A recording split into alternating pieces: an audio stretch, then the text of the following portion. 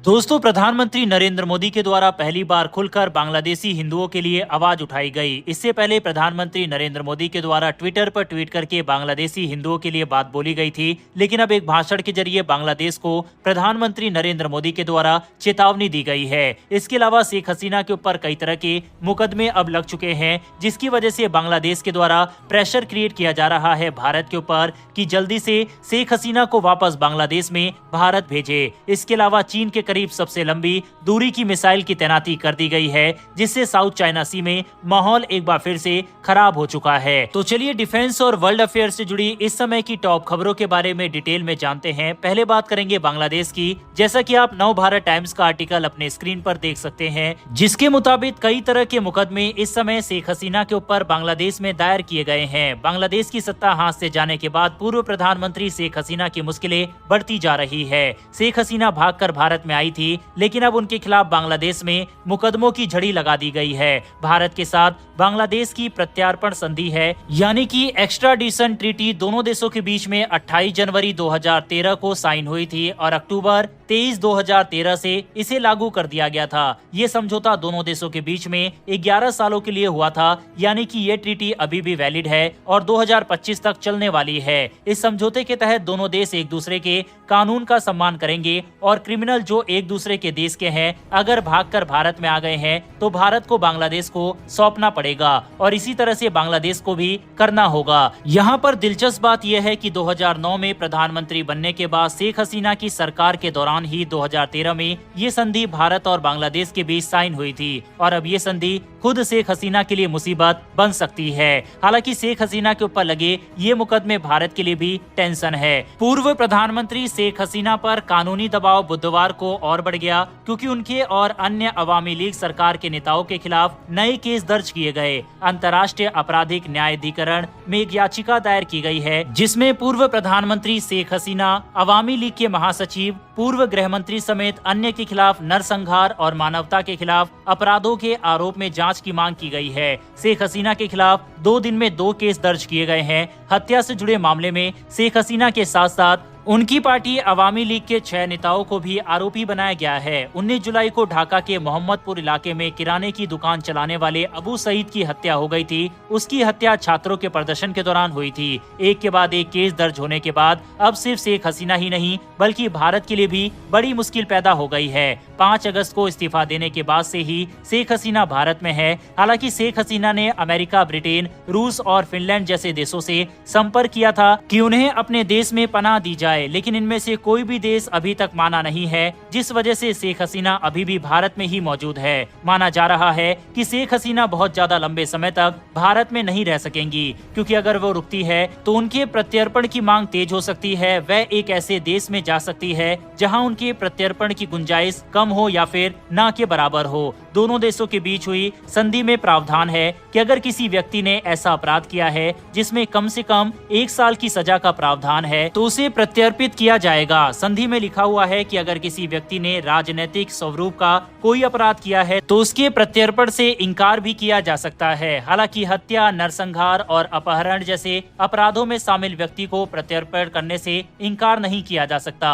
आपको बता दें कि इसी संधि के तहत भारत लंबे समय से ढाका की जेल में बंद अनूप चेतिया की प्रत्यर्पण की मांग कर रहा था। अनूप चेतिया असम के अलगाववादी संगठन उल्फा का नेता था। 1997 में उसे बिना वैध दस्तावेजों के बांग्लादेश में घुसने पर गिरफ्तार किया गया था। 2013 में प्रत्यर्पण संधि पर हस्ताक्षर होने के बाद नवंबर 2015 में अनूप चेतिया को भारत को सौंप दिया गया था। वहीं जिस तरह से लगातार यूनुस की पार्टी के लोग भारत से मांग कर रहे हैं कि भारत को शेख हसीना को वापस लौटा देना चाहिए, इससे भारत के ऊपर दबाव आने वाले समय में बढ़ जाएगा।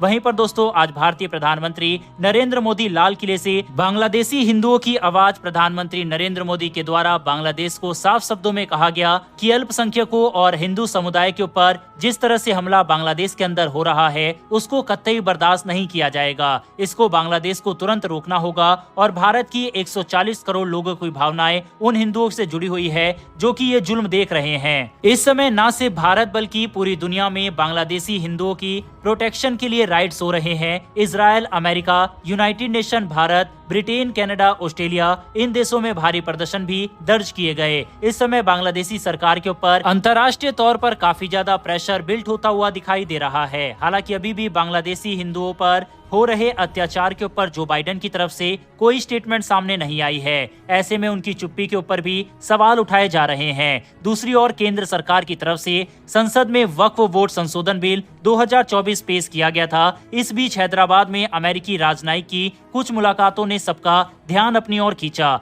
मीडिया रिपोर्ट के अनुसार पिछले 1 महीने में भारत में तैनात अमेरिकी राजनयिकों और भारतीय विपक्षी नेताओं के बीच कई बैठकें हुई है। बताया जा रहा है कि सरकार इस पर कड़ी नजर रख रही है। अमेरिकी महा वाणिज्य दूत जेनिफर लार्सन ने हैदराबाद के सांसद असउद्दीन अवैसी से मुलाकात की। अवैसी ऑल इंडिया मजलिस ए इत्तेहादुल मुस्लिमीन यानी AIMIM के नेता हैं। लार्सन हैदराबाद से अमेरिकी मिशन का नेतृत्व करती है। क्षेत्र के राजनेताओं के बीच हुई कई बैठकों पर विशेष चिंता व्यक्त की गई। सोशल मीडिया पर इस मुलाकात के पीछे के स्पष्ट उद्देश्य को लेकर तीखी प्रतिक्रिया हुई। बताया जा रहा है कि हाल के हफ्तों में उनकी ये दूसरी मुलाकात है। इसके अलावा वह आंध्र प्रदेश और तेलंगाना के CM से मुलाकात करने भी पहुंची, जिसकी तस्वीर आप अपने स्क्रीन पर देख सकते हैं। अब भारत के लिए ये चिंता का विषय इसलिए है क्योंकि जो कुछ बांग्लादेश के अंदर हुआ है उसके पीछे अमेरिका का हाथ बताया जा रहा है और किसी भी देश में राजनीतिक उठापटक के बीच में अमेरिका का हाथ अक्सर पाया जाता है। ऐसे में अमेरिका